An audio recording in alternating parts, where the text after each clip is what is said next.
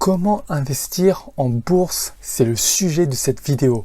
Si tu as bien regardé, si tu as bien vu le titre, tu vois qu'il s'agit d'un cours complet. Donc c'est vraiment un cours extrêmement complet sur la bourse. Donc si toi tu es débutant, si tu ne sais pas ce que c'est exactement, si tu aimerais te lancer ou si même déjà tu as commencé, mais voilà, tu aimerais bien reprendre les bases pour vraiment repartir au mieux avec un niveau de connaissance qui est vraiment nécessaire pour mieux appréhender les marchés, je te conseille de suivre cette vidéo jusqu'au bout.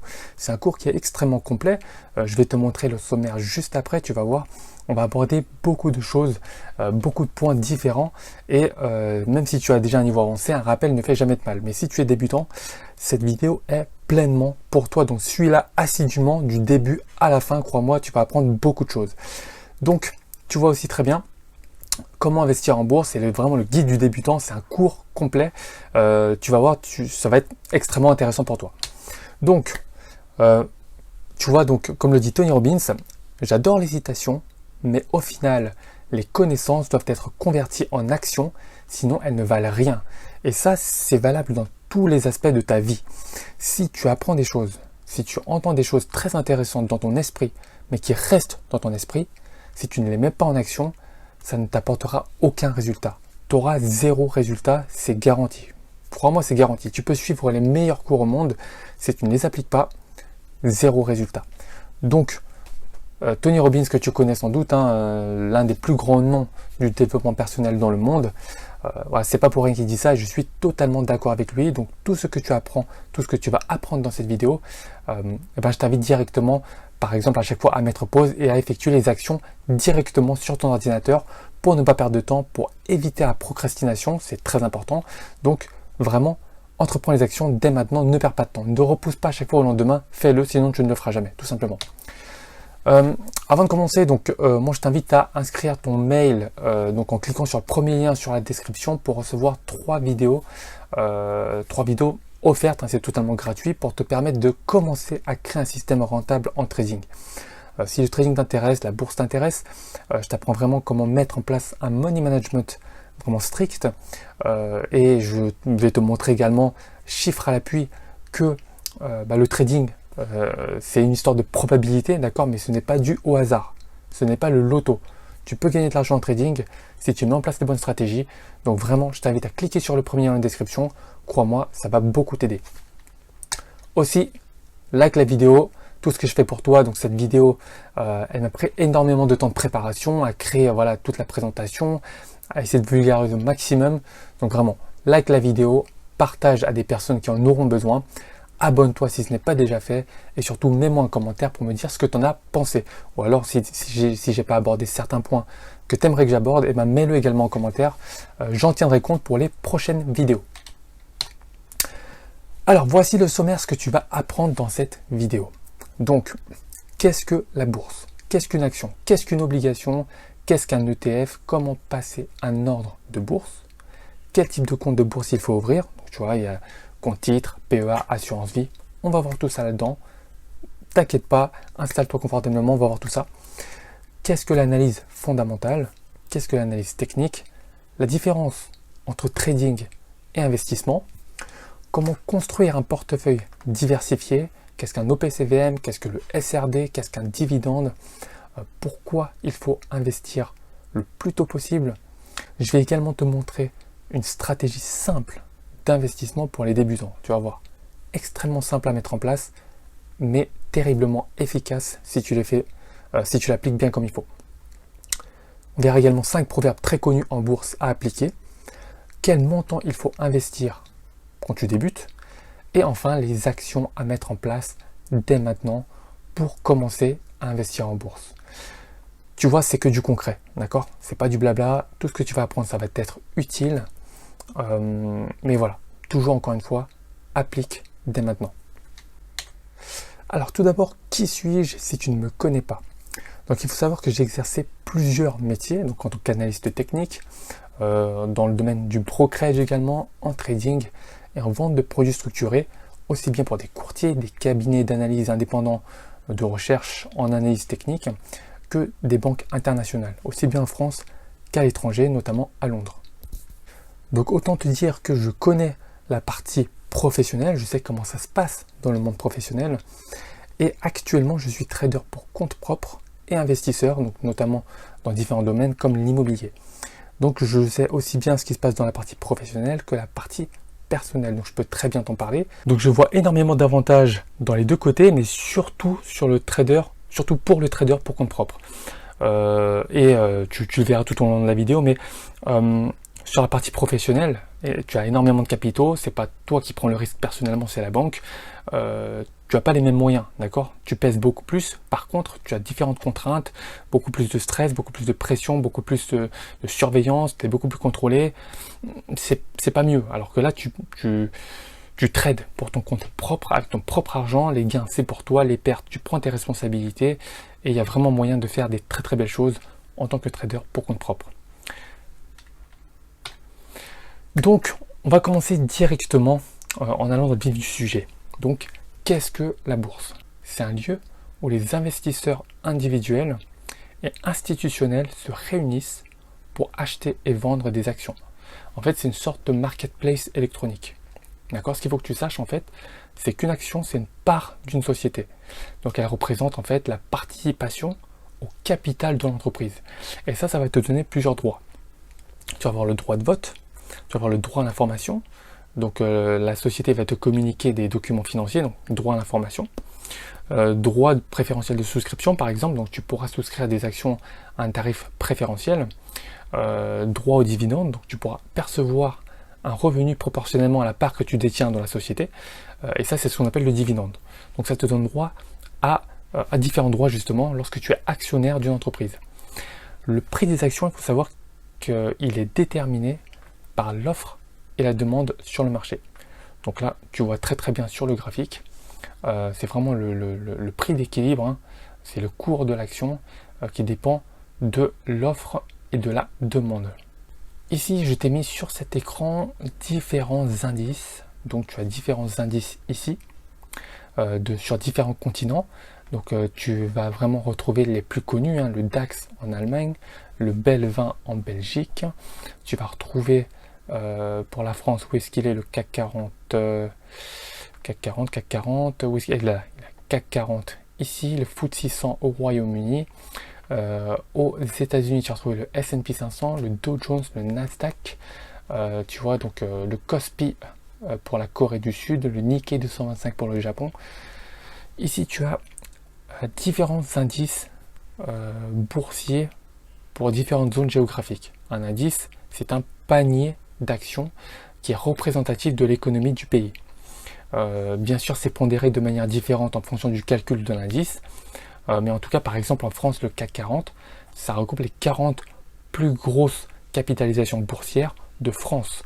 Et donc, c'est vraiment représentatif de la France au niveau sectoriel, au niveau de la taille des sociétés, etc. etc. Donc voilà, c'était vraiment pour te montrer que la bourse, c'est ça.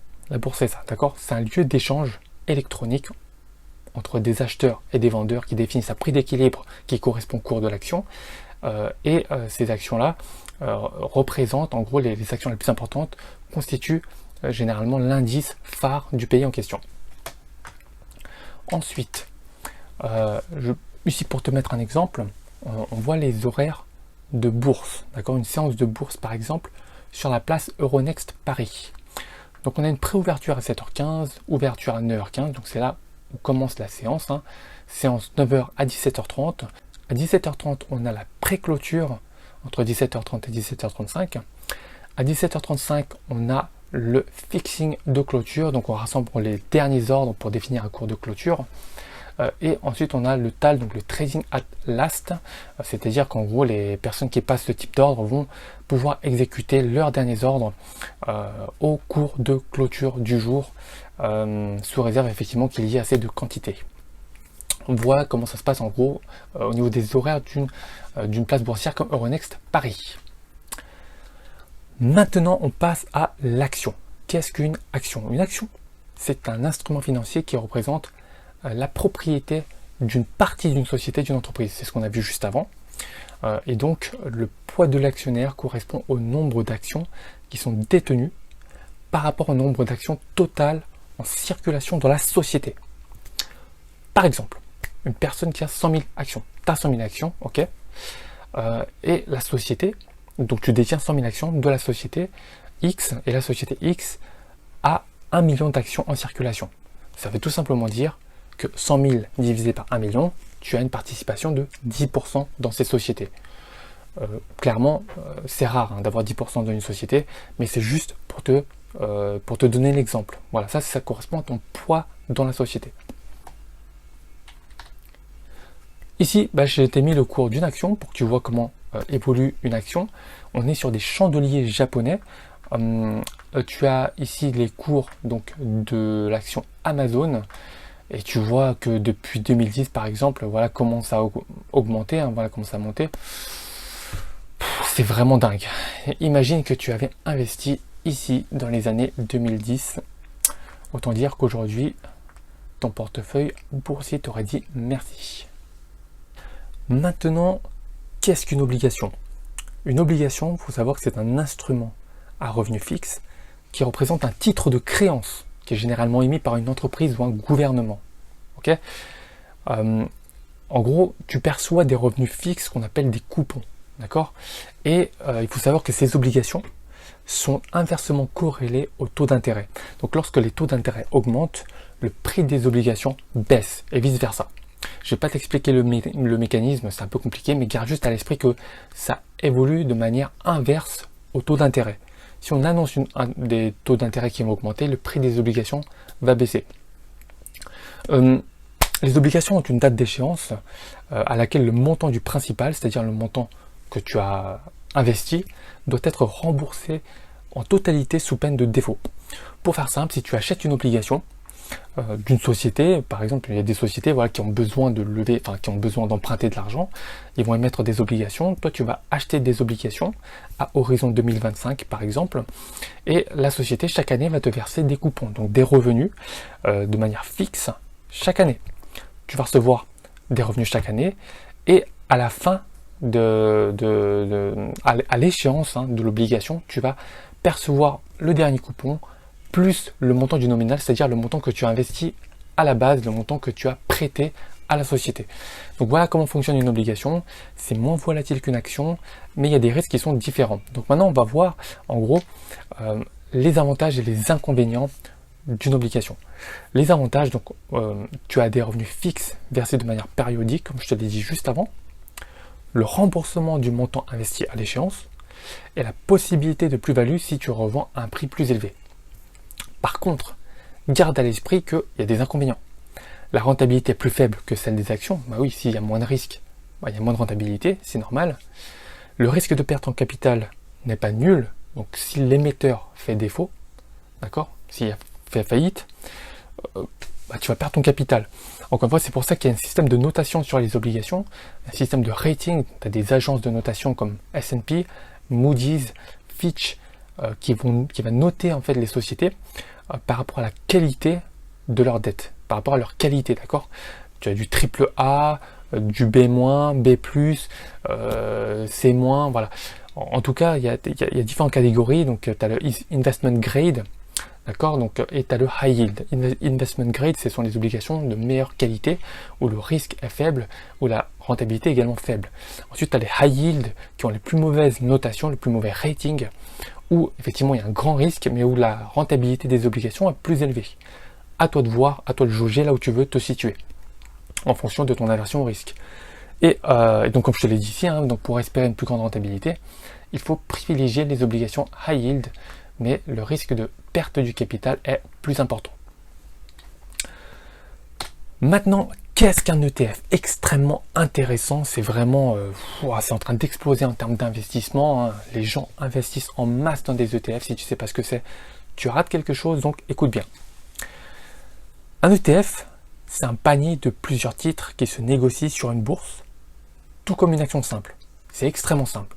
Tu peux acheter, revendre à n'importe quel moment. C'est pas comme un OPCVM. Je vais t'expliquer ce qu'est un OPCVM juste après si tu ne sais pas ce que c'est. Les ETF bénéficient également de frais plus faibles. Donc c'est vraiment dérisoire en termes de frais par rapport à des OPCVM. Et tu peux avoir des ETF sur tout type d'actifs. Des actions, des matières premières, des obligations, le Forex. tout type. C'est vraiment extrêmement ouvert. C'est pour ça aussi que c'est extrêmement attractif. Donc sur ce graphique là, je te montre l'évolution en gros du cash qui est investi dans les ETF dans le monde, et c'est vraiment énorme. Regarde, au début des années 2000, il n'y avait pas grand chose, et plus on avance, plus ça augmente. C'est vraiment dingue, c'est vraiment dingue. Et si tu regardes ici dernièrement, en 2020, le cash qui est investi correspond à 7 trilliards de dollars. 7 trilliards, en gros, c'est 7. En fait, tu as les millions, tu as les milliards, et tu as les, en français, c'est billions, je crois. Tu as les billions, donc c'est encore au-dessus. Tu vois, c'est 1000 milliards, si je préfère. Donc, c'est 7000 milliards de dollars investis dans des ETF dans le monde. C'est sans commune mesure. Donc, ça a un réel succès, et vraiment, c'est pas pour rien. Donc, intéresse-toi un minimum aux ETF. Je t'ai mis un exemple ici d'ETF, un ETF extrêmement connu.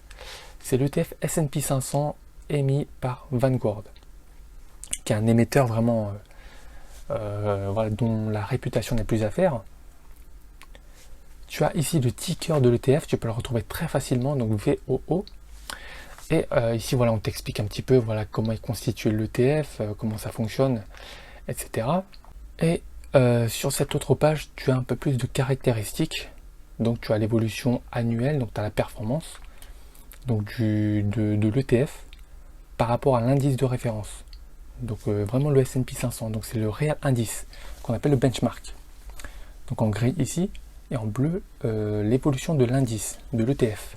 Donc tu vois qu'il n'y a pas une grosse différence, il n'y a pas vraiment une grosse différence, donc ça réplique assez bien la performance du benchmark. Ici, on voit également que si tu avais investi, c'est un exemple, hein, sur cet ETF, tu avais investi 10 000 dollars en 2011, en 2021, tu aurais plus de 40 000 dollars. C'est magnifique. Donc maintenant on regarde le graphique de cet ETF, donc Vanguard S&P 500. Donc cet ETF émis par Vanguard, donc c'est pour te montrer un petit peu son évolution. Encore une fois, voilà, tu vois que ça suit très très bien la courbe du S&P 500. Ça réplique vraiment bien la performance. Donc voilà, tu vois ici la crise du Covid, ensuite c'est bien remonté. Là franchement on n'a jamais été aussi haut aujourd'hui, c'est vraiment magnifique. Là tu vois très bien que si tu avais investi depuis des années, franchement ton capital se serait énormément développé comparément à une épargne bancaire classique telle que les livrets A, LDD, PEL ou autres dans ta banque. Donc clairement, si ce n'est pas encore fait, investis au plus vite, c'est très important. Quand tu vois ça, je pense que tu sens un petit peu le regret si tu n'as pas investi depuis des années. D'ailleurs, regarde la performance. Si tu avais investi là, par exemple, début 2017, d'accord? Début 2017, aujourd'hui, jusqu'à aujourd'hui, bah, ça fait voilà plus de 156% de performance. Autant te dire que si tu avais mis juste 10 000 euros dessus, ça t'aurait fait vraiment bien plaisir. Donc honnêtement, pour moi, il n'y a pas à réfléchir. Il n'y a pas à réfléchir. Ça, tu ne le feras jamais de toute une vie avec un livret A. D'accord? Jamais de toute une vie. Donc, prends des mesures le plus rapidement possible. Maintenant, comment passer un ordre de bourse? Alors, pour passer un ordre de bourse, en fait, il te faut une enveloppe dans laquelle tu peux investir. Il y a différents types d'enveloppes. Il y a le compte titre, il y a le PEA, il y a l'assurance vie. Je vais te détailler un petit peu plus loin dans cette vidéo l'intérêt de ces trois comptes. Mais il te faut un compte sur lequel tu peux passer des ordres de bourse ou acheter des actifs. Il te faut ensuite déposer ton capital sur ce compte. Et enfin, maîtriser les ordres de bourse. Tu as principalement 5 types d'ordres de bourse. Tu en as d'autres bien évidemment, mais ils sont largement moins utilisés que ceux que je vais te citer juste ici. Tu as donc l'ordre au marché. L'ordre au marché, c'est l'ordre au prix du marché en fait. Ça veut dire que tu vas acheter l'action en fait au prix actuel du marché. Tu vas pas fixer de cours, donc tu vas l'acheter directement au prix du marché. Peu importe en fait le cours, etc. Mais tu vas prendre généralement ce type d'ordre, tu vas l'utiliser sur des valeurs très liquides où il y a de très forts volumes d'échange, de sorte à ce qu'il n'y ait pas de très fort spread, c'est-à-dire d'écart de différence entre le cours d'achat et le cours de vente, parce que sinon il peut y avoir de forts décalages en fait sur des valeurs où il y a peu de volume de transactions.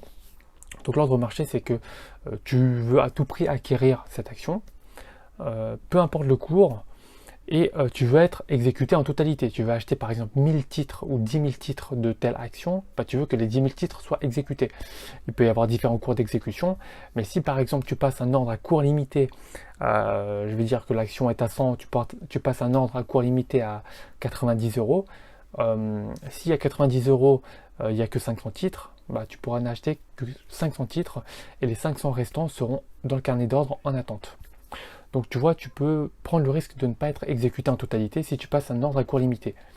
Donc justement, ça c'est le deuxième ordre que je vais t'expliquer. L'ordre à cours limité te permet d'acheter un cours défini que tu auras choisi. Donc ça c'est pour vraiment maîtriser le prix auquel tu achètes.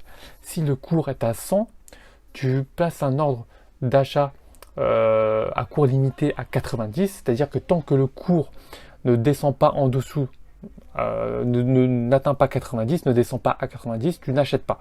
Si ça ne fait que monter, bah, tu n'achètes pas. Voilà.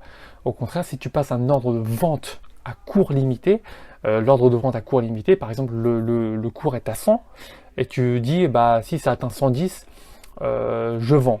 Tant que ça n'a pas atteint 110, je ne vends pas. Donc je passe un ordre de vente à cours limité 110. Si ça passe à 110, je vends. Si ça reste toujours en dessous, je ne vends pas. Donc voilà pour les ordres principaux qui sont utilisés, les deux principaux ordres les plus utilisés. Ensuite, tu as l'ordre à seuil de déclenchement très très intéressant qui peut être utilisé comme stop, d'accord.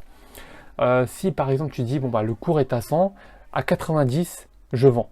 Si ça baisse à 90, je vends, c'est là que je place mon stop, je vends. Donc ça, tu vas placer un ordre de vente à seuil de déclenchement 90. Donc ton stop sera à 90. Donc si le cours atteint 90, tu auras vendu la totalité de tes actions. La plage de déclenchement, c'est pour sécuriser davantage.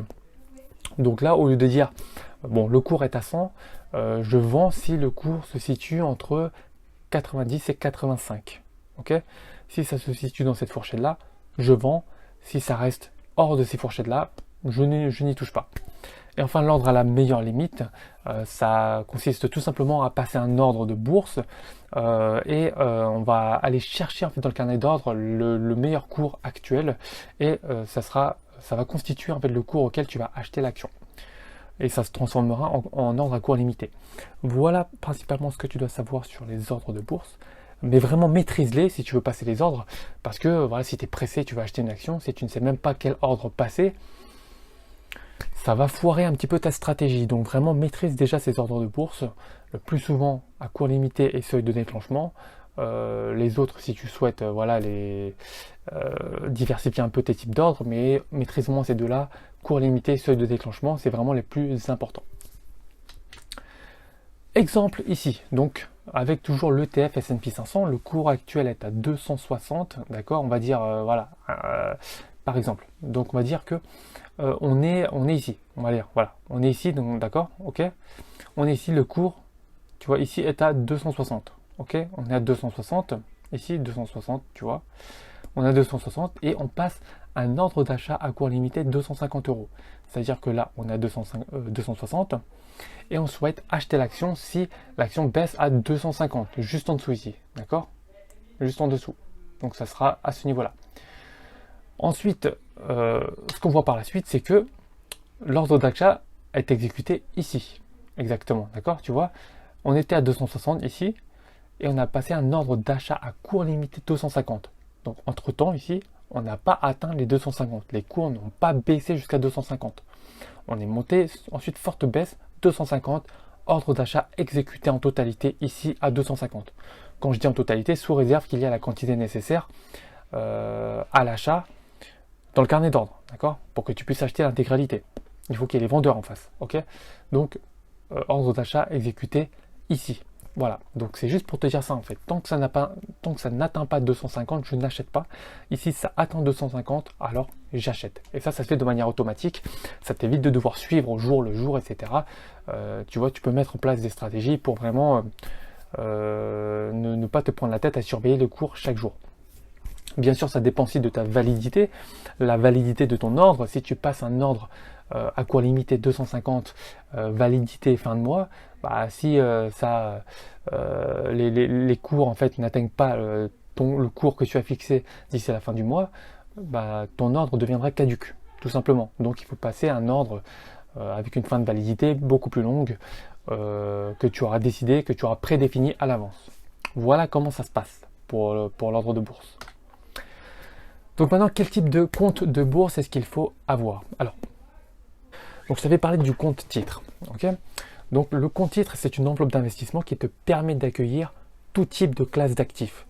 Actions, obligations, ETF, matières premières, tu peux tout mettre dedans. Tu peux tout mettre dedans sur n'importe quelle zone géographique. Tu peux vraiment tout mettre dans un compte titre. Okay, donc avantage, possibilité d'investir sur tous les supports, disponible chez tous les courtiers, possibilité d'utiliser des mécanismes d'effet de levier, le SRD notamment. Si tu ne sais pas ce que c'est, reste bien jusqu'à la fin de la vidéo parce que je vais t'expliquer ça, tu connaîtras tout sur le sujet. Et il n'y a pas de plafond. Voilà. L'inconvénient majeur, c'est que la fiscalité du compte titre est peu avantageuse. Donc tu ne peux pas te permettre de laisser les plus-values sur l'enveloppe et donc ne pas y toucher. Tu vas y toucher forcément, donc les plus-values sont prises directement lorsque tu vends quelque chose et donc tu vas être imposé directement. Donc tu auras une fiscalité qui sera appliquée dessus. Je ne vais pas détailler la fiscalité parce qu'on est en France et tu sais qu'en France la fiscalité change très souvent. Moi le but de cette vidéo c'est que ça puisse te servir encore l'année prochaine, dans 1 an, dans 2 ans, dans 3 ans, dans 4 ans, dans 5 ans pour les personnes qui vont venir visionner cette vidéo, parce que les concepts que je décris dans cette vidéo seront toujours valables, d'accord?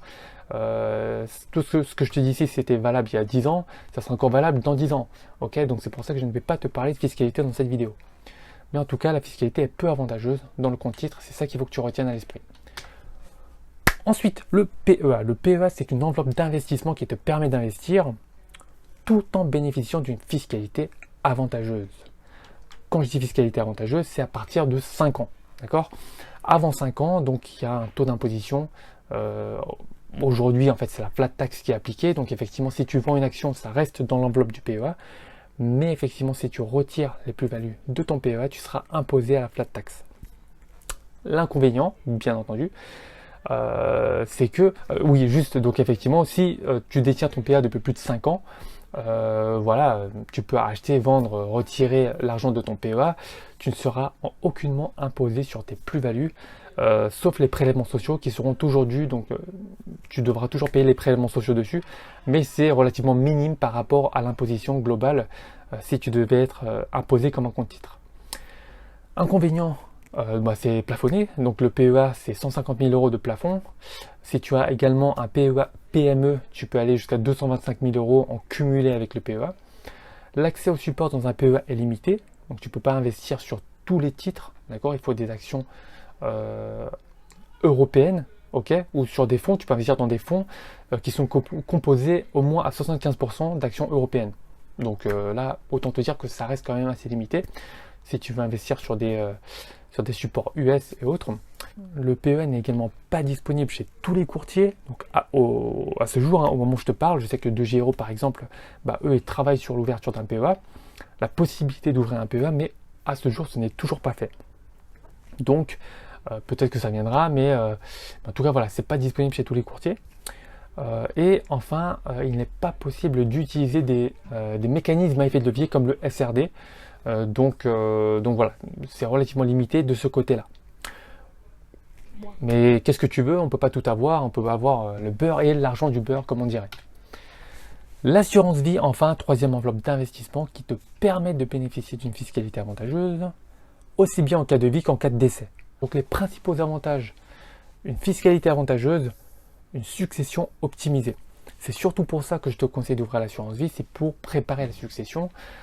Parce que voilà, tous les versements effectués avant 70 ans, tu as un gros abattement sur les droits de succession, 152 500 euros d'abattement sur les droits de succession à ce jour par bénéficiaire, et au-delà c'est 30 500 euros, donc tu vois que c'est moins avantageux au-delà de 70 ans de faire des versements. Il y a d'autres avantages à le faire également, mais c'est juste pour te dire que c'est plutôt dans un optique, je dirais, de fiscalité avantageuse au niveau des droits de succession. Et également, oui, effectivement, si tu laisses l'argent dans le contrat d'assurance vie, de bénéficier d'une fiscalité avantageuse si ton contrat a plus de 8 ans, notamment. Les inconvénients, bah, c'est le niveau de fiscalité qui dépend de l'âge du contrat. Si c'est moins de 8 ans, tu seras toujours imposé à la flat tax. Si c'est plus de 8 ans, effectivement, tu as un abattement. Ok.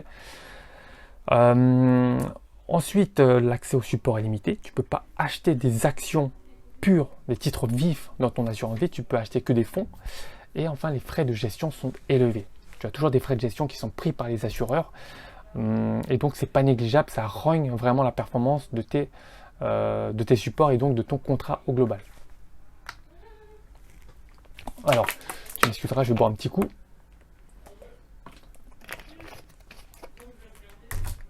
Alors, qu'est-ce que l'analyse fondamentale? L'analyse fondamentale, c'est une méthode d'analyse qui te permet de déterminer la valeur réelle d'une action. Donc, les analystes fondamentaux ils recherchent des actions qui se négocient actuellement à des prix supérieurs ou inférieurs à leur valeur réelle. Par contre, les analystes techniques, ils ignorent les données fondamentales et se contentent d'étudier l'évolution historique des cours de l'action. Tu vois que ce sont deux choses différentes. Ça ne veut pas dire qu'ils ne sont pas complémentaires, mais en tout cas, c'est deux choses différentes. D'un côté, on va s'intéresser à la valeur de la société, et de l'autre, à son historique de cours. Ici, tu as différents ratios de calcul de rentabilité, de rendement, de marge, très utilisés dans le cadre de l'analyse fondamentale et très peu, enfin quasiment pas regardés en fait dans le cadre de l'analyse technique. Donc ici, bah, tu vois très bien coefficient d'exploitation, marge brute, la marge nette, le ROE, donc ça on calcule assez souvent, hein, ROA également. Voilà, tout ça, ça te permet vraiment d'avoir une idée en fait sur la qualité de l'entreprise, surtout si tu étudies ces ratios sur les 5-10 dernières années. Ok, ça sert à rien d'étudier ces ratios-là sur 1 an, 2 ans, 3 ans, tu n'as pas le recul nécessaire. Le but c'est de voir l'évolution dans le temps.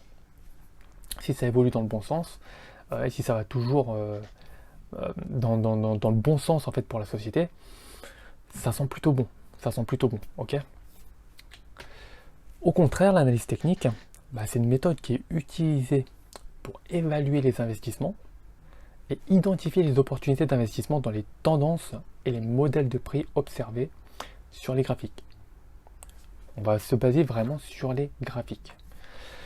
Les analystes techniques pensent que l'évolution passée des prix d'un titre permettra d'anticiper les évolutions futures.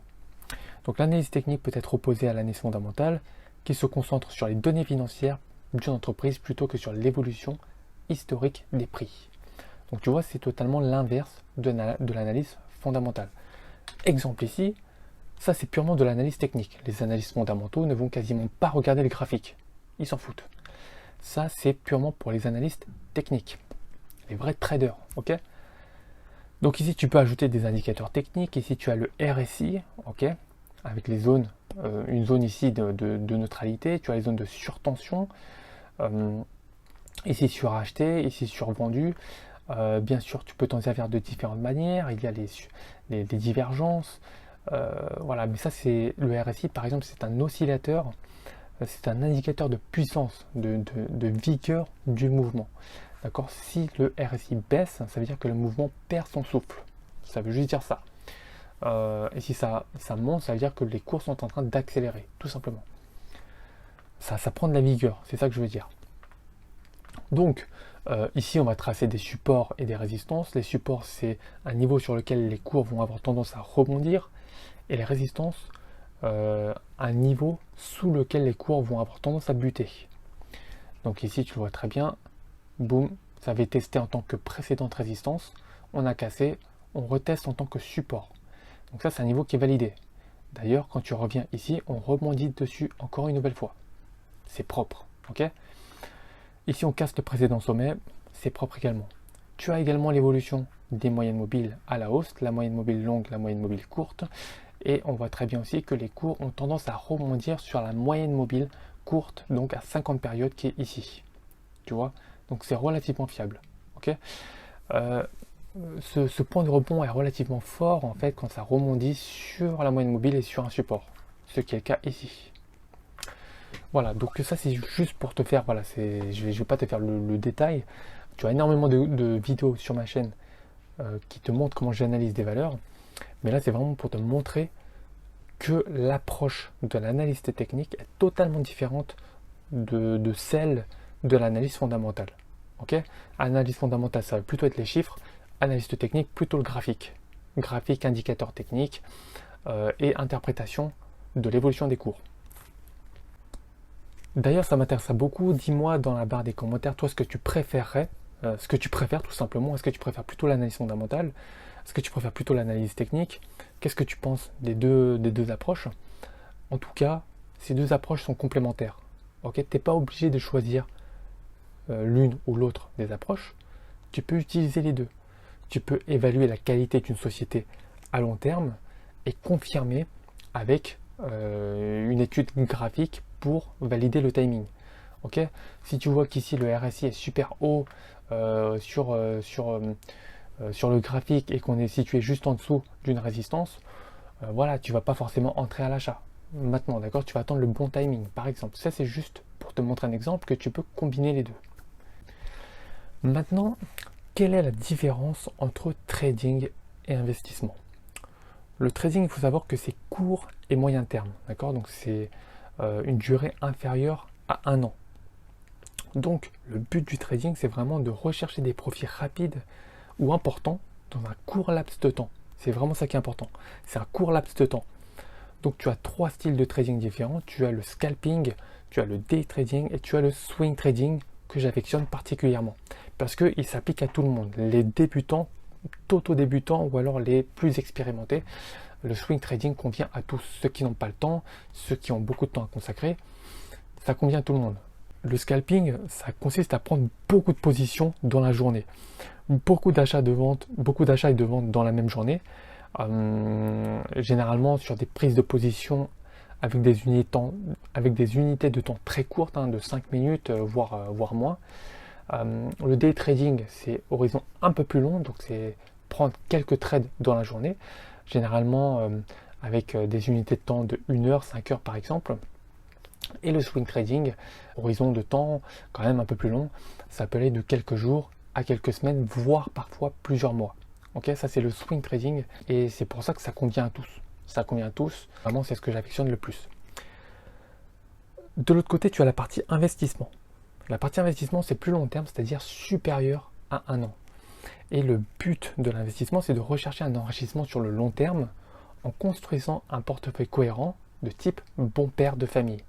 Le but, c'est pas d'avoir des plus-values dans les 6 mois ou dans l'année à venir. Le but, c'est pas voilà, de se dégager quelque chose maintenant qui est utilisable maintenant, mais c'est de compter sur l'effet cumulé pour dans 5 ans, 10 ans, 15 ans, avoir un capital qui s'est largement développé et qui te permette de vivre une autre vie, de faire le tour du monde, de voyager, de vivre une meilleure retraite. Que sais-je, ça dépend toi de tes objectifs et de ta stratégie. Mais voilà, l'investissement vise plutôt un enrichissement sur le long terme, alors que le trading vise plutôt des gros profits à plus court terme. Deux visions un peu différentes, mais encore une fois qui peuvent être complémentaires. Maintenant, comment construire un portefeuille diversifié? Premier point très important, identifier les catégories d'actions. Il y a différentes catégories, je te les ai mis à l'écran. Les big caps, les sociétés dont la capitalisation boursière est supérieure ou égale à 5 milliards d'euros. Mid caps, capitalisation boursière comprise entre 2 et 5 milliards. Small caps, capi entre 300 millions et 2 milliards. Micro caps et ensuite nano caps pour les sociétés de moindre envergure, on va dire. Deuxième point très important pour construire ton portefeuille diversifié, identifier les secteurs d'activité. Tu as différents secteurs d'activité et il faut mieux les connaître puisqu'en fait le comportement des sociétés va évoluer différemment, leur comportement va évoluer différemment en fonction de leur secteur d'activité. Tu vas comprendre pourquoi. Tout d'abord le secteur technologique. Ça c'est un secteur volatile, ok? C'est un secteur volatile qui repart en premier après une crise. Parce que les sociétés ont constamment besoin d'améliorer leur productivité, d'être toujours à la pointe pour être les premières en fait, pour avoir un avantage concurrentiel par rapport aux autres. Donc c'est vraiment le secteur qui après une crise va repartir en premier. Et ça on peut penser à différentes sociétés comme les GAFA, Google, Amazon, Facebook, Apple. Il y a Soitec, Worldline, Ingenico, etc. Tu as ensuite le secteur des biens d'équipement. Ça c'est un secteur qui redémarre très vite lorsque la confiance revient. Donc les entreprises vont chercher à se moderniser pour être les plus compétitives. D'accord? Et ça, c'est ce qu'on appelle un secteur conjoncturel, c'est-à-dire qui va être vraiment lié à la conjoncture. Donc on peut penser à Schneider Electric, Somfy, Rexel, etc., etc. Tu as ensuite le secteur des biens de consommation. Ça, c'est le secteur le moins sensible aux variations de la conjoncture. Donc les valeurs liées à la consommation courante, elles sont souvent considérées comme des valeurs défensives. On peut penser à la distribution alimentaire. Bonduelle, Carrefour, Casino Guichard. Ensuite, tu as le secteur des financières. Donc les banques, il faut savoir qu'elles sont sensibles aux variations des taux d'intérêt. Mais à la différence des compagnies d'assurance, celles-ci le sont moins. Okay, donc, comme financière, tu as BNP Paribas, Crédit Agricole, AXA, etc. Et enfin, donc, comme secteur d'activité, tu as les foncières. Donc les foncières, c'est un secteur en fait qui permet de profiter de la hausse du marché immobilier, donc aussi bien des logements que des immeubles professionnels. Donc il y a Unibail-Rodamco, Clépierre, Covivio, etc., etc. Donc ici, tu as un panorama des secteurs d'activité qu'il faut maîtriser pour que tu puisses diversifier ton portefeuille tout simplement. Tu vas mettre des valeurs conjoncturelles, des valeurs plus sensibles au taux d'intérêt, d'autres qui sont moins conjoncturelles, qui sont moins sensibles, plus défensives, des secteurs qui vont repartir vite après une crise. Il faut faire un mix de tout ça pour avoir un portefeuille diversifié. C'est pour ça qu'il faut bien maîtriser le comportement des valeurs par rapport à leur secteur. Troisième point important, justement, identifier le comportement des actions. Il y a différents types de comportements. Encore une fois, ça peut être lié à leur secteur d'activité. Tu as les valeurs de croissance. Les valeurs de croissance, ce sont des valeurs qui affichent une croissance supérieure à celle de leur secteur d'activité, avec une augmentation régulière de leurs revenus sur le long terme. Ça, ce sont des valeurs de croissance. Généralement, ce sont des sociétés qui sont en train de se développer fortement. Et c'est pas des grosses sociétés qui sont déjà installées, bien établies, non. Ce sont plutôt des petites sociétés, etc., qui sont en train de grossir. Ou alors des grosses sociétés déjà, mais qui réinvestissent très très souvent dans la recherche et développement, très souvent liées aux valeurs technologiques, mais qui ont une croissance très régulière de leur chiffre d'affaires. Ensuite, tu as les valeurs défensives. Donc, ce sont des valeurs qui sont moins sensibles au cycle économique et réputées plus solides lorsque la conjoncture se dégrade. Donc ce sont des sociétés qui auront des gains importants en période d'expansion et des pertes moins importantes en période de conjoncture moins favorable. Donc ça, ce sont plutôt des grosses sociétés déjà bien installées. Ensuite, tu as les valeurs de rendement. Il s'agit ici de rechercher plutôt les dividendes que la plus-value. Ce sont donc des valeurs qui ont une politique de distribution de dividendes régulière. On peut penser à Total, on peut penser à Air Liquide, voilà, il y a d'autres sociétés comme ça. Mais voilà, ce sont généralement ici aussi des grosses sociétés déjà bien installées, qui ne vont pas avoir de gros projets de croissance externe. Donc voilà, ça, ce sont des valeurs de rendement. Et enfin, tu as les valeurs cycliques, qui sont des valeurs liées à un cycle de l'économie. Donc l'évolution et les performances de ces valeurs sont corrélées au changement économique de leur secteur d'activité. Donc en cas de récession, ce sont les premières impactées, et en cas de reprise, ce sont les premières à en profiter. Donc j'espère que c'est clair pour toi sur la manière de construire un portefeuille diversifié. Il faut bien prendre en compte tous ces éléments-là, la taille des sociétés, leur secteur et vraiment leur comportement, mettre des valeurs de croissance, des valeurs défensives, des valeurs de rendement, des valeurs cycliques, des grosses capitalisations, des plus petites capitalisations, des valeurs de secteur technologie, d'autres de biens d'équipement, d'autres. Voilà, il faut vraiment faire un mix de tout ça. Quand je te dis un mix de tout ça, il ne faut pas mettre 60 valeurs.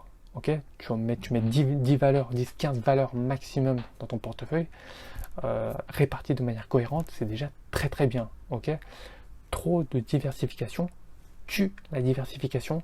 Rappelle-toi de cela, c'est très important.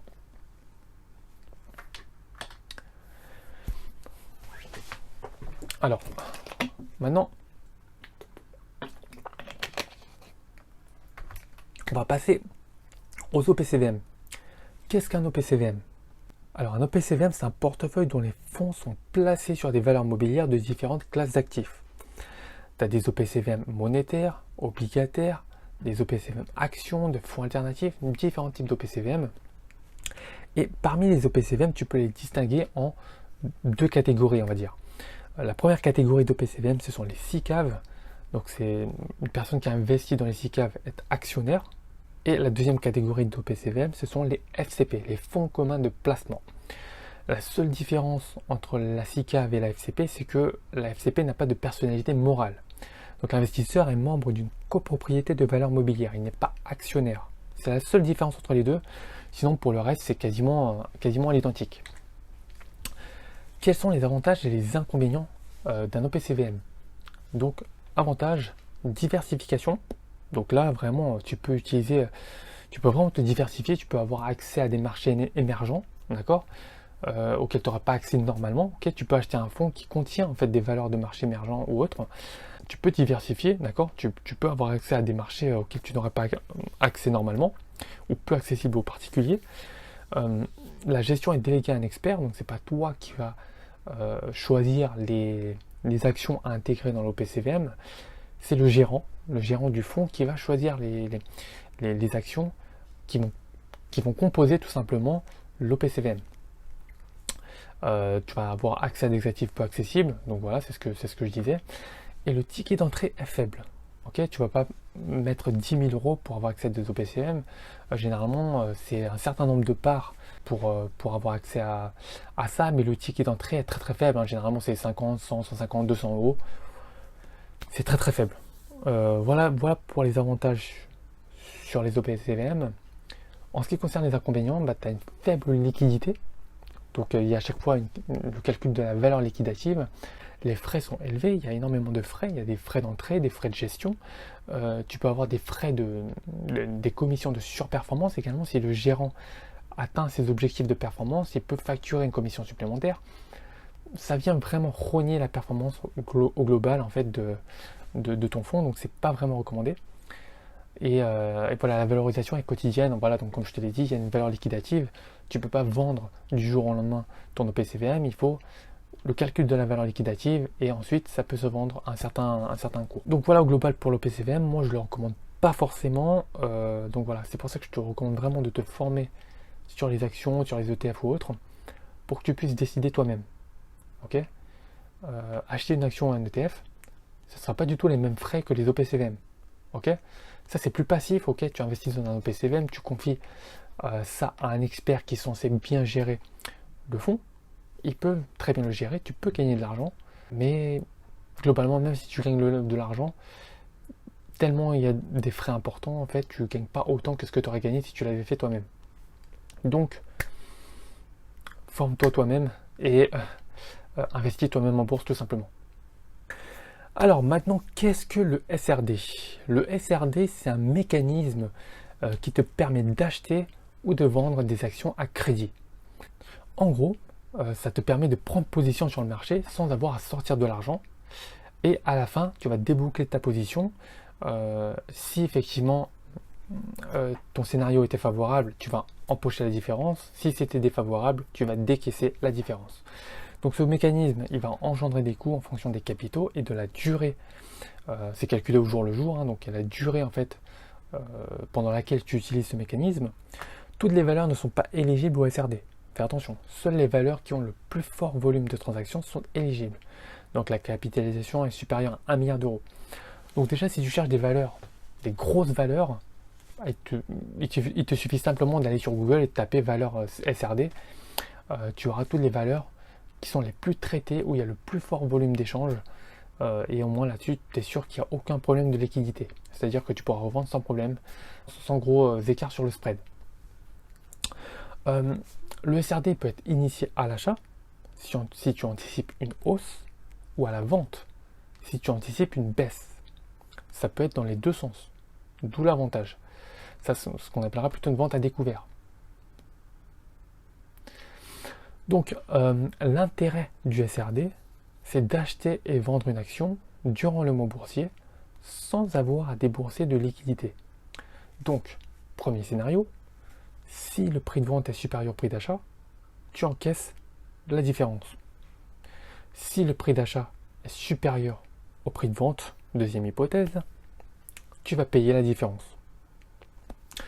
Donc dans tous les cas, le paiement du taux d'intérêt est calculé au jour le jour. C'est la commission que tu dois au broker pour t'avoir prêté de l'argent. Donc c'est ça le mécanisme du SRD. Je vais te parler maintenant de la couverture, toujours en ce qui concerne le SRD. Donc ça c'est vraiment, ce petit tableau là te permet vraiment de savoir en fait ce que tu peux présenter en termes de crédit, d'accord, en termes de position que tu peux ouvrir à l'achat ou à la vente sur le marché. Et tu vas voir qu'il y a un véritable effet de levier. Donc en fonction des actifs que tu vas avoir dans ton portefeuille, tu peux avoir des liquidités, donc du cash, des obligations, bien des actions. Plus c'est safe, plus l'effet de levier peut être important. On peut aller jusqu'à 5 pour du cash, à 4 pour des obligations ou à 2,55 pour des actions. Exemple tout simple, tu vas tout comprendre, c'est très simple. Tu as un portefeuille, tu as 10 000 euros de cash, tu as 20 000 euros d'obligations, tu as 30 000 euros d'actions.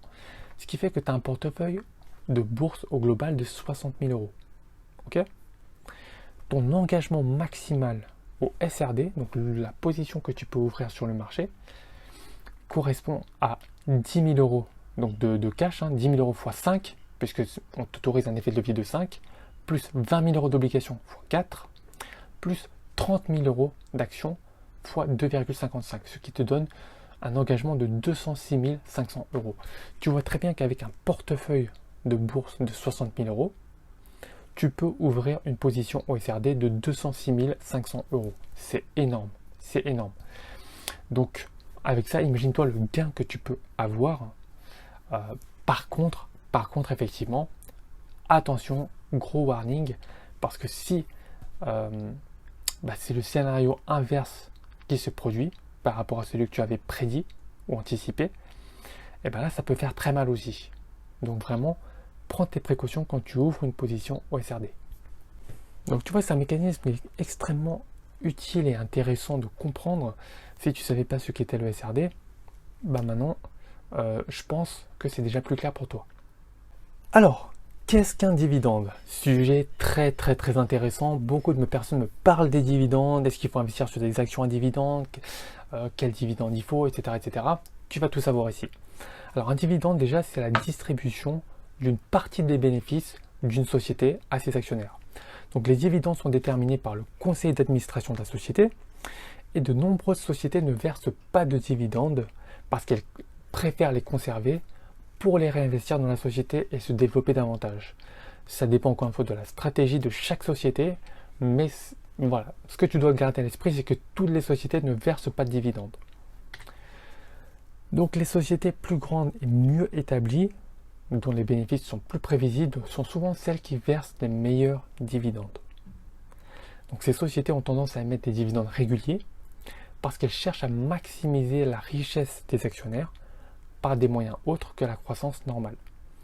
Donc on observe que les entreprises des secteurs industriels suivants maintiennent un historique régulier de paiement de dividendes. Donc toutes les sociétés dans les secteurs de matériaux de base, de pétrole et gaz, de banques, les finances, les soins de santé, les produits pharmaceutiques, les services publics, généralement ces sociétés-là, encore une fois c'est généralement, c'est pas toutes les sociétés de ces secteurs, mais c'est généralement, ces sociétés-là versent des gros dividendes. Donc, ici tu as le process, bon c'est écrit en anglais, mais je pense que c'est pas difficile à comprendre. Tu as le process de la distribution des dividendes. Donc, en tant qu'investisseur, tu vas acheter une ou plusieurs actions à une société qui paye des dividendes. Ensuite, la société, elle va évaluer sa performance, ses résultats en fait, à chaque trimestre. Ensuite, elle va décider d'annoncer en fait le paiement des dividendes. Tu auras ensuite le calendrier de détachement des coupons, des dividendes, etc. Et aux dates convenues, tu seras payé du dividende proportionnellement au pourcentage de capital que tu détiens, tout simplement, au nombre d'actions que tu détiens dans la société. Donc voilà le process, c'est très simple. Alors, quel type de compagnie paye les dividendes? C'est comme on l'a vu tout à l'heure. Les compagnies qui payent des dividendes sont très généralement des compagnies, des entreprises qui sont bien établies, généralement dans le domaine de l'industrie, et elles versent des gros dividendes et de manière régulière pour satisfaire et attirer toujours les investisseurs. Exemple tout simple, ExxonMobil. Les sociétés qui ne payent pas de dividendes sont généralement des valeurs de croissance qui grandissent rapidement, très généralement des valeurs technologiques, hein. Et pour attirer les investisseurs, eh ben, elles misent non pas sur les revenus réguliers, non pas sur les dividendes, mais plutôt sur la croissance de l'évolution de leur cours en bourse. D'accord? Ça fait plutôt ça. On pense à Amazon, par exemple. D'accord? Amazon. Donc, avantages et inconvénients d'investir dans des sociétés qui versent des gros dividendes. Les avantages principaux sont un revenu complémentaire. Tu as des dividendes de manière régulière. Il est possible pour toi de réinvestir ces dividendes dans des nouvelles actions. Et tu investis généralement dans des sociétés moins volatiles et plus résilientes. Donc le risque est plus faible. Par contre, les inconvénients, c'est que le potentiel de croissance de ces sociétés est limité, puisqu'en fait, elles distribuent la majeure partie de ces revenus, de ces bénéfices, au lieu de les réinvestir dans les sociétés. Donc ça découle sur le deuxième point. Pas de projet de croissance externe important. Fusion, acquisition, etc. Et enfin, potentiel d'explosion à la hausse du cours de l'action limité. Encore une fois, ce sont des grosses sociétés déjà établies. Total ne va pas faire du plus 15%. Ok? On le sait très bien. Donc, voilà les avantages et les inconvénients d'investir dans des sociétés qui versent des gros dividendes. À toi de faire ton choix. C'est pas tout beau, tout rose, c'est pas tout noir également. Certains ne jurent que par les sociétés qui versent des dividendes, d'autres sont plus mesurés. À toi de te faire ton propre avis. En tout cas, je t'ai donné ici les avantages et les inconvénients. Alors maintenant, pourquoi il faut investir le plus tôt possible? Pourquoi? D'abord, potentiel de rentabilité beaucoup plus important que l'épargne bancaire. Livret à 0,5%, LTT 0,5%, PEL, on était à 0,75%, je ne sais même plus à combien on est maintenant, je ne suis plus. Hein. Le CEL, je n'en parle même pas. Le compte sur livret, je n'en parle même pas. Tout ce qui est épargne bancaire, déjà, c'est pas la peine. Donc, potentiel de rentabilité beaucoup plus important que l'épargne. On l'avait vu sur le premier graphique. Je vais également t'en montrer un juste après. Deuxième point, l'argent ne dort pas. L'argent travaille. D'accord? Toi, pendant que tu dors la nuit, ton argent continue de travailler. Troisième point, l'effet cumulé. Quand je dis effet cumulé, effectivement, plus tu investis tôt, plus tu vas générer des intérêts. Ces intérêts vont générer eux-mêmes des intérêts. C'est pour ça que ça va grossir de manière exponentielle, et ce, de plus en plus vite. Plus tu as d'intérêts, plus ça va générer des intérêts, et plus ça génère des intérêts, plus ça génère encore des intérêts. Donc, autant te dire que ça va grossir de manière, sans commune mesure par rapport à l'épargne bancaire classique. Ensuite, tu as une protection contre l'inflation. Ok, tu sais très bien que l'inflation, elle est quasiment de 2-3%, voilà, en fonction des années. Si tu ne fais rien, si tu laisses ton argent sur ton compte bancaire, ton capital perd 2 à 3% de sa valeur chaque année. Tout simplement. L'inflation, si tu ne sais pas ce que c'est la hausse généralisée et continue des prix. Ok, les prix des matières premières, les prix des biens que tu achètes, des tickets de transport, des gaz, d'électricité, eau, nourriture. Tu t'en rends pas forcément compte, mais ça augmente. Et si tu ne fais rien, tu subis un phénomène d'érosion monétaire non négligeable. Donc fais attention à ça. L'investissement en bourse est passif, ok, donc en fonction de la stratégie que tu adoptes, ça peut être passif, ok, ça ne te demande pas 2 heures par jour, très important. Hein. La liquidité est également importante, puisqu'en bourse, tu peux vendre à tout moment. Si tu achètes, par exemple, un bien immobilier, tu ne peux pas le revendre du jour au lendemain. Ça dépend des biens immobiliers, mais c'est plus long que ça. La bourse, tu achètes une action à 8h le matin, il est 23h, tu en as marre, tu as envie de la vendre, tu passes un ordre de vente, le lendemain, à l'ouverture, lors de la séance boursière, c'est vendu. Voilà, donc du jour au lendemain, tu peux vendre toutes tes actions. Donc c'est très très liquide, c'est très important. Et tu as un potentiel de très forte valorisation du capital. Ça, c'est en bourse.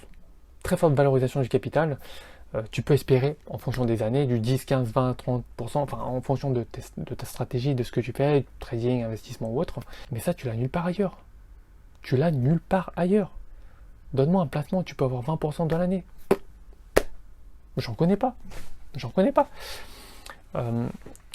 Après, si tu investis dans les sociétés non cotées ou autres, bon, ça c'est encore autre chose, hein, mais ton risque est aussi infiniment plus grand. Bon, ça c'est une autre histoire. Et enfin, tu as des dividendes, donc tu peux avoir des revenus réguliers. C'est pour ça que je te conseille d'investir plutôt pour toutes ces raisons-là. Quand tu as toutes ces raisons en face de toi, tu es obligé d'investir maintenant. Soit investir, quand je dis investir, c'est investir ou faire du trading. Faire du trading, c'est pareil, ok? Tu as des plus-values, ces plus-values, tu les réinvestis et ça fait effet cumulé également. Donc, c'est valable pour les deux. Maintenant, je vais te montrer un graphique. Voilà la performance des placements sur 50 ans en rentabilité cumulée. Livret A, ok, sur 50 ans, de 68 à 2018, on est à 620%. Si tu regardes les actions, on est à 7500%. 7500%. Pour moi, c'est pas comparable. Ensuite, tu as l'immobilier, l'assurance vie, l'or, etc., etc., etc. Et la hausse des prix est ici, tu vois. Hausse des prix sur 50 ans, de 68 à 2018. Et ça, c'est le revenu qui le dit, donc c'est assez sérieux. Plus 729%. Autant dire que ce que tu as eu sur le livret A ne compense pas l'inflation. Tu as perdu de l'argent en laissant ton argent sur livret A. Ok? Donc vraiment, prends des mesures dès maintenant, s'il te plaît. Prends des mesures. Autre schéma très intéressant. Ici, tu as les raisons pour lesquelles en fait les gens investissent. Ok? En fonction de différents pays. Hong Kong, en Chine, l'Allemagne, la France, l'Inde, le Canada, les États-Unis, etc. On voit que la raison principale pour laquelle les gens investissent, c'est pour la retraite. C'est un peu dommage puisque les gens ne veulent pas profiter de leur vie avant, mais en tout cas on voit que c'est pour la retraite. D'accord? En France, on voit que c'est plutôt différent. En cas, on voit que c'est dans les pays anglo-saxons, c'est plutôt la retraite. En Asie aussi, et en Europe, enfin plutôt en France, c'est plutôt réparti. C'est pour la retraite, c'est pour le fonds d'urgence, d'accord? C'est investir pour avoir plus d'argent à mettre de côté au cas où, et également pour des achats importants. Voilà, investir pour faire des achats importants, pour gagner de l'argent et pour investir. Voilà, ça c'est relativement différent. On voit que la majorité des gens font ça pour la retraite. Les gens ont quand même une vision à long terme, mais ils ne prennent pas toujours les décisions qu'il faut. Donc c'est très important de se former et prendre les décisions le plus rapidement possible. C'est très important. Maintenant, écoute bien, je vais te donner une stratégie simple d'investissement pour les débutants. Écoute très bien et tu peux l'appliquer dès maintenant. La stratégie, elle consiste à investir en dollar cost averaging sur des ETF diversifiés. Qu'est-ce que ça veut dire? Le dollar cost averaging, pour vulgariser, c'est ce qu'on appelle l'épargne programmée. Ça consiste à investir chaque mois le même montant. Ok? Chaque mois ou chaque trimestre, c'est un rythme que tu vas définir, mais c'est investir chaque mois le même montant. Donc, sur des ETF diversifiés, ça veut dire que tu vas investir sur des ETF diversifiés géographiquement, des ETF américains, en Europe, en Asie. Donc, par exemple, S&P 500, en Europe, CAC 40, en Asie, par exemple, je ne sais pas, sur le Hang Seng, enfin, vraiment des indices différents. Au niveau des actifs, il faut qu'il y ait des ETF actions, des ETF matières premières, des matières gold, par exemple. Il faut aussi des volatilités différentes. Tu as des ETF plus volatiles que d'autres. En tout cas, il faut choisir des ETF avec une bonne liquidité, donc il faut des volumes importants pour que si tu souhaites vendre l'ETF, tu peux vendre à n'importe quel moment. Il faut une bonne qualité de l'émetteur. Il faut que la personne qui émette, on avait vu tout au début, l'ETF S&P 500, c'était Vanguard. Donc tu te renseignes sur Vanguard et tu vois tout de suite que c'est un émetteur qui est solide. Donc la bonne qualité de l'émetteur et une bonne qualité de réplication. Il ne faut pas qu'il y ait de grandes différences sur la réplication par rapport au benchmark, c'est-à-dire à l'indice de référence. Si tu as un ETF S&P 500 qui réplique la performance de l'indice réel S&P 500, il ne faut pas qu'il y ait de gros écarts. Okay? Si le S&P 500 fait plus 6%, il faut que ça fasse plus 5,9%, plus 6%, plus 6,1%. Voilà, il faut que ça soit très très proche. Si ça fait plus 6% sur le S&P 500 et que sur l'ETF ça fait plus 4%, il y a un truc qui ne va pas. Voilà, donc tu regardes l'historique d'évolution sur la différence entre les deux. Et là, tu peux voir si vraiment c'est un ETF qui est fiable. En tout cas, ça c'est une stratégie que je te conseille d'adopter dès maintenant. Tu peux investir de manière régulière chaque mois sur des ETF. En investissant sur des ETF, tu vas faire beaucoup moins d'erreurs puisque en fait tu investis dans des paniers d'actions. Tu ne vas pas investir dans une société, donc le risque est beaucoup plus faible. Ça va être diversifié sectoriellement, géographiquement, au niveau de la taille des sociétés. Ça fait un petit peu le travail pour toi. Ok? Et si tu diversifies bien dans les ETF, crois-moi, ça peut être vraiment très intéressant. Donc par exemple, quand tu choisis les ETF, j'ai choisi de te montrer un ETF Amundi par exemple, S&P 500 qui est possible de mettre dans un PEA. Pour ça, tu vas regarder effectivement donc l'actif net de l'ETF qui est assez important. Ok, tu as le montant des frais et tu peux regarder ici donc les documents d'investisseurs, les documents d'information clés pour l'investisseur, les prospectus également. Tu peux regarder tout ça en détail pour en savoir plus sur le fonds. Ensuite, si tu défiles la page, tu vois que l'émetteur, donc c'est Amundi qui gère ça. Amundi c'est solide, il n'y a pas de problème. Tu vois que les frais courants sont 0,15%, ce qui est ridicule par rapport à des OPCVM. Tu as la date de création, donc là on n'a pas vraiment un grand historique, 2019 c'est récent. Type de réplication synthétique. Synthétique, c'est, pour faire simple, tu as des ETF à réplication physique et des ETF à réplication synthétique. Réplication physique, c'est-à-dire que l'ETF investit dans les actions réelles qui composent l'indice. Si c'est par exemple S&P 500, tu as Google, enfin Alphabet, ça s'appelle Alphabet, Amazon, Facebook, Apple, et ben l'ETF investit dans ces mêmes actions. Si c'est réplication synthétique, l'ETF va investir dans d'autres actions qui n'ont rien à voir, mais par un système de produits dérivés qu'on appelle un swap, va échanger les flux généralement avec sa société mère ou autre pour avoir la performance de l'indice en question. Je ne vais pas rentrer dans les détails, mais c'est pour faire simple. Si tu as le choix entre les deux, choisis plutôt la réplication physique, sinon tu prends synthétique, il n'y a pas de grosse différence. Donc voilà, tu regardes un peu tout ça et tu choisis ton ETF. Ensuite, tu vois ici l'évolution de cet ETF là. Sur une base 100 en mars 2019, on voit aujourd'hui que fin 2021, on est quasiment à 160. Donc là, c'est pour te montrer que ça évolue très très bien. Ça évolue très très bien, d'accord? Ça a pris quasiment 60%, ok? Donc vraiment c'est beau. Vraiment c'est beau et ça, encore une fois, c'est ce que tu n'auras jamais sur un livret A. Donc vraiment, garde ça à l'esprit. Tu peux faire ça dès maintenant. Choisis un ETF et vraiment, si tu veux même... là, c'est vraiment sans te prendre la tête et tu peux déjà bien développer ton capital. Là, si tu avais investi ici de manière passive chaque mois, tu mets 100 euros, 500 euros en fonction de tes capacités. Crois-moi, ton capital, il serait déjà ça aurait déjà bien pris de valeur en tout cas. Donc, pas négligeable du tout à faire dès maintenant. Après, tu as des petites astuces en plus que je pourrais, si tu souhaites que je pourrais évoquer en regardant sur des graphiques en fait de l'ETF en question pour rentrer encore sur un meilleur timing lorsque tu appliques ton DCA, donc dollar cost averaging, ok. Et ça te permet de rentrer encore sur des meilleurs moments pour bénéficier en fait d'une hausse encore plus importante des actions.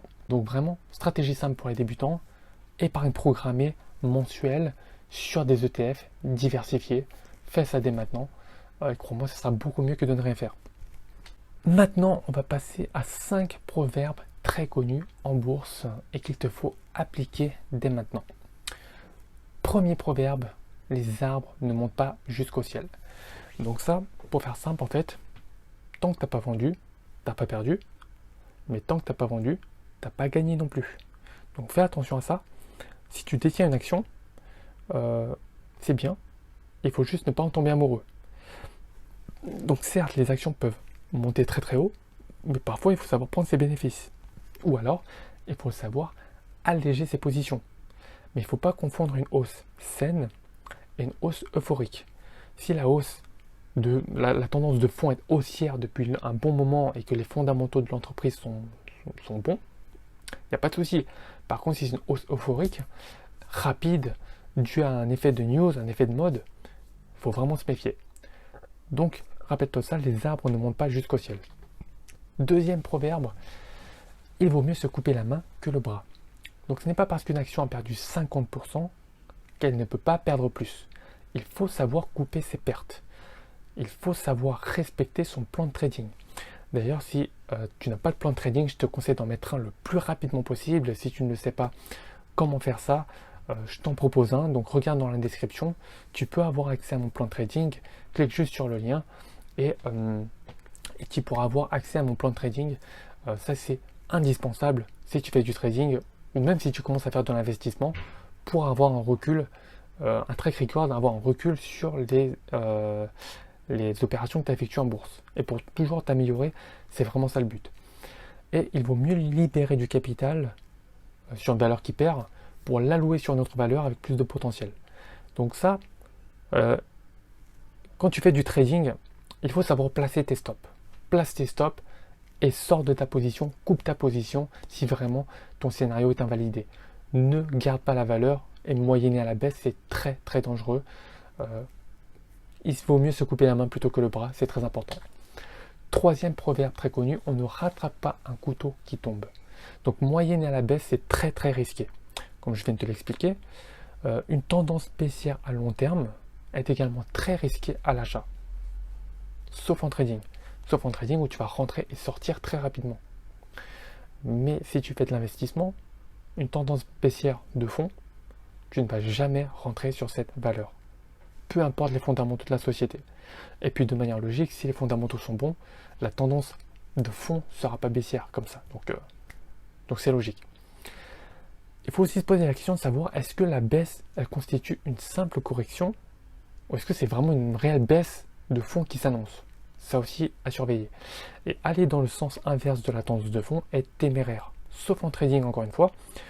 Tu peux rentrer et sortir très rapidement et prendre tes bénéfices, mais en investissement long terme, c'est quelque chose à ne jamais faire, jamais de la vie. Quatrième proverbe très connu, il ne faut pas mettre tous ses yeux dans le même panier. Ce que je veux dire par là, c'est qu'il faut diversifier géographiquement, sectoriellement, au niveau de la taille des valeurs, au niveau des actifs, donc il faut des actions, des obligations, des matières premières, du cash. Il faut investir dans d'autres domaines également. Donc là, on sort un peu du haut domaine de la bourse, investir dans l'immobilier, ce qui est mon cas, ce que je fais à titre personnel. Mais il faut le faire le plus tôt possible. Okay, il faut diversifier, ne pas mettre tous ses œufs dans le même panier, parce que sinon, si ça va mal, tout ira mal pour toi. Alors que si tu as diversifié, tu pourras dormir toujours sur tes deux oreilles. Cinquième proverbe très connu, acheter au son du canon et vendre au son du violon. Donc il ne faut pas suivre la masse, d'accord? C'est ce qu'on appelle l'effet moutonnier, d'accord? C'est ce qu'on appelle aussi la finance comportementale. On est à chaque fois soumis à des biais lorsqu'on intervient sur les marchés, le biais d'euphorie, le biais de confirmation. Il y a différents biais auxquels on est soumis qui font que on va prendre des mauvaises décisions. En tout cas, ne suis pas la masse. Il faut faire une analyse, d'accord? Et ne pas suivre la masse. Quand tout le monde s'intéresse à une action, il faut se méfier. Quand tout le monde fuit la bourse, c'est le moment d'investir. Et garde à l'esprit que les crises sont les meilleures opportunités pour investir. Toujours. Je te laisse regarder le graphique des différentes bourses mondiales avant crise Covid et après crise Covid. D'ailleurs, tu as regardé le graphique du S&P 500 tout à l'heure. Il n'y a pas photo. On n'a jamais été plus haut aujourd'hui qu'avant.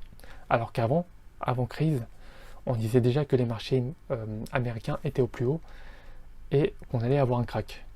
Aujourd'hui, on l'attend toujours le crack. D'accord? Donc vraiment, ne suis pas la masse. Oui, je voulais te parler aussi de ça. Très très intéressant ce petit dessin, mais ça veut tout dire. Ça, c'est sur les rumeurs, d'accord?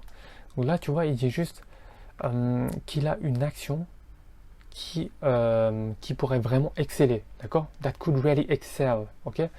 Lui, il entend really excel, sell, ça veut dire vendre, ok?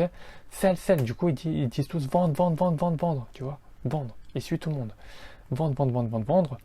Et lui, il dit qu'il n'en peut plus et au revoir, ciao, bye, tu vois? Il dit bye, ok? Les gens à côté, ils entendent quoi? Ils entendent buy, ça veut dire acheter, tu vois. Buy, ensuite ils disent achète. Tu vois, les gens suivent en fait les rumeurs, ce qu'ils entendent. Si tout le monde dit « Ah, il faut acheter cette action », les gens vont avoir tendance à l'acheter. Toi, par exemple, si tu vois sur un forum, un groupe Facebook ou autre, il y a 500 commentaires qui te disent « Cette action, elle va exploser, il faut acheter », est-ce que tu vas acheter? Tu vois, tu vas être tenté de le faire. Mais ne le fais pas. Tout simplement, ne suis pas la masse. Parce que si tout le monde te le dit de le faire, c'est que c'est déjà trop tard. Garde bien ça à l'esprit. Alors maintenant, quel montant faut-il investir pour débuter? Moi, je te conseille de commencer avec 100 euros. Que ce soit pour du trading ou de l'investissement, l'apprentissage sera 10 fois supérieur par rapport à un compte de démo. Parce que tu n'as pas le côté émotionnel, tout simplement, donc tu vas faire n'importe quoi.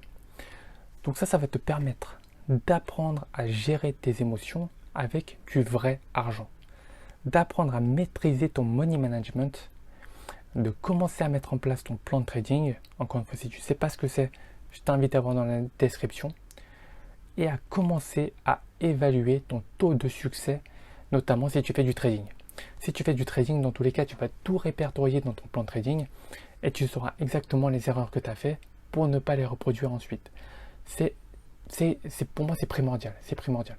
Donc, dans tous les cas, de commencer à investir avec 100 euros, ça te permet d'intégrer la dimension psychologique et de faire les choses beaucoup plus sérieusement. Tu progresseras beaucoup plus vite, crois-moi. Si tu fais de l'investissement, eh ben, c'est tout simplement le DCA. C'est ce que je t'ai dit tout à l'heure. L'épargne programmée, tu mets 100 euros chaque mois sur des ETF diversifiés. Mais commence avec ça. Si tu ne fais toujours rien, rien ne se passera tout simplement. Ok? Rien ne se passera. Si tu ne changes pas tes habitudes, rien ne se passera. C'est d'ailleurs Einstein qui le disait. Ouais, je crois que c'est lui. Il faudrait être fou d'espérer des résultats différents en faisant toujours la même chose. Donc, si aujourd'hui tu n'as pas les résultats que tu veux, change tes habitudes, tout simplement. Les actions à effectuer dès maintenant. Donc, moi, avant de commencer, j'aimerais te conseiller 3 livres. Le premier livre, c'est de Stan Weinstein, Secret pour gagner en bourse. Je t'ai mis en description les liens d'ailleurs pour ces 3 livres. Et je te conseille vraiment, voilà, tu pourras voir sur Amazon le petit résumé si ça t'intéresse de t'en procurer, de te les procurer directement.